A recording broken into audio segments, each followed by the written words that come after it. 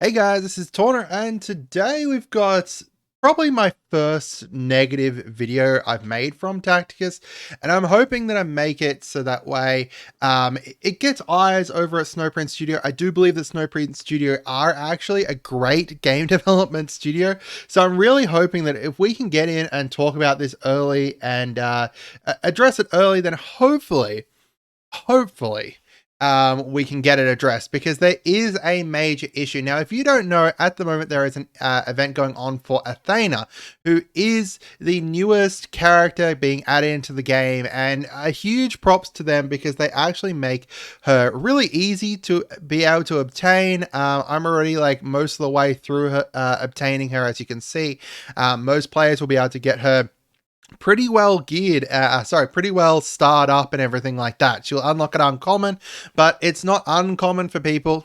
Not uncommon for people to get her, and then she end up being epic and stuff. So, what is the issue here? Now, if you don't know, the way these event work is essentially in the event there is two parts. There's this part here, which is the missions that you'll see here, and then there is like this part here with the leaderboard and the path points and stuff. However, the issue here is this part. Now, this is actually the mission 7. The one I'm talking about here is mission 6, which is the one right before this, which required you to do a certain amount. I believe it was 4,000 energy damage.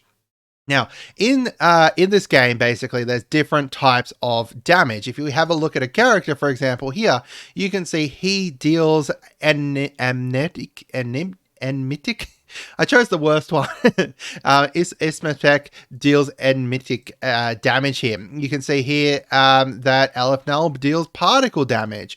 And we can see here Marketep deals gauze and physical damage. So you can see easily the different types of damage. However, this mission required you to specifically do damage which was energy damage. So there is currently only 2 characters that deal energy damage in the game. Now, this isn't going to be a bad mission for anyone who has unlocked Calandus. So anyone who has been playing for about a month-ish, it's not going to be an issue, because you're going to be able to get it because you're going to have Calandus, and she is one of the characters that deals it. You can see here with her range attack, she deals this energy damage. However, the only other character in the game currently that deals this energy damage is Anufet, who is a very hard character to be able to get. Well, it's a more time consuming rather than hard. He requires you to get to the end in Indominus here and be able to unlock him from either getting his shards here or getting lucky with some pulls.